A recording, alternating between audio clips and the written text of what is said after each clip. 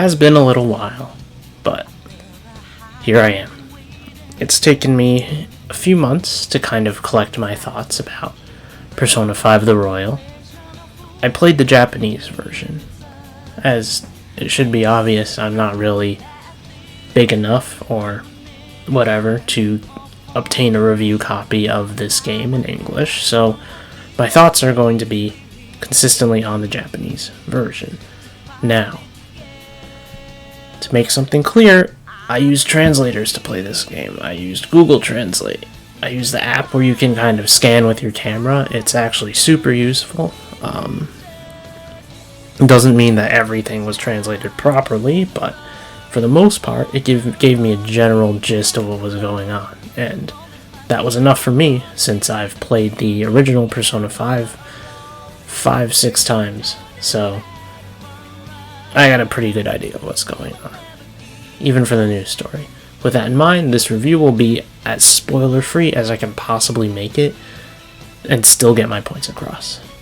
So I will not mention any story content, which will be difficult to review the new content, but I don't think I need to mention it. So that will be fine. I guarantee it. Now, let's get started. Presentation-wise, this game is pretty much all the same, but better.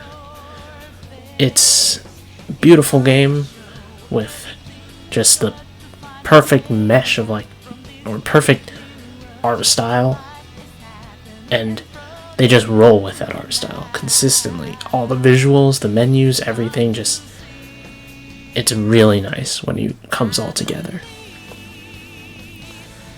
There are new menus in the overworld which help you access confidants and build your social links, which essentially, for those of you who haven't played that first game, will help you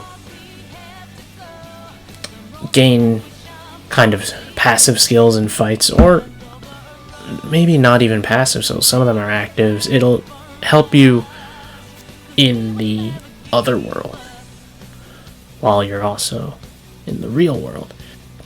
The menus are still beautiful, the animations are still smooth, and there's some new ones as well, I think, that are there, and it's great.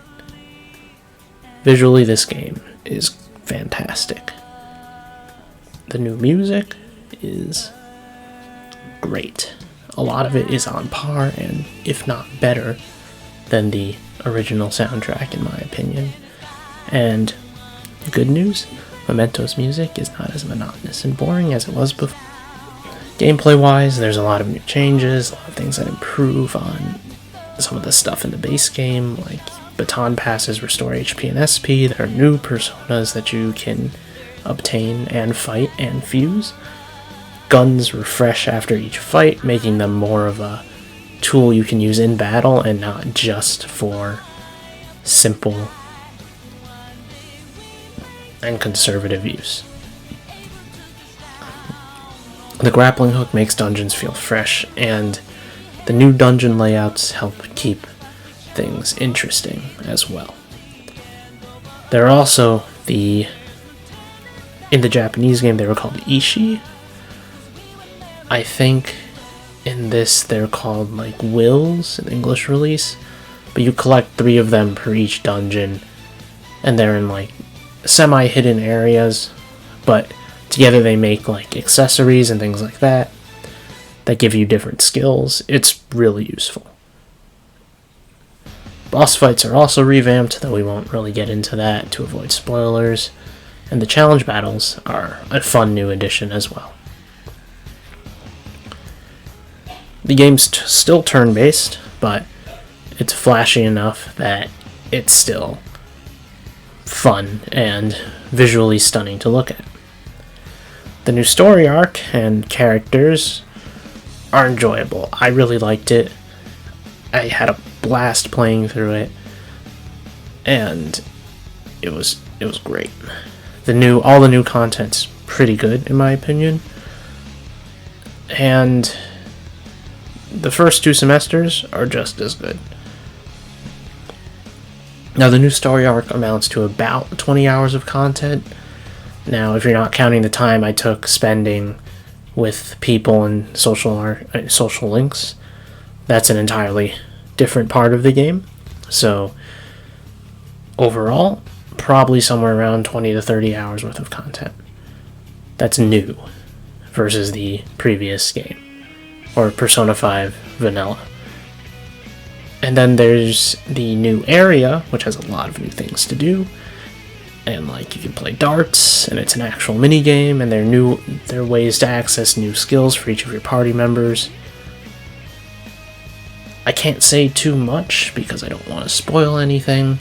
So to leave it off, my verdict is that this game is just as good, if not better, than its original release. And I want to give this game a 10 out of 10.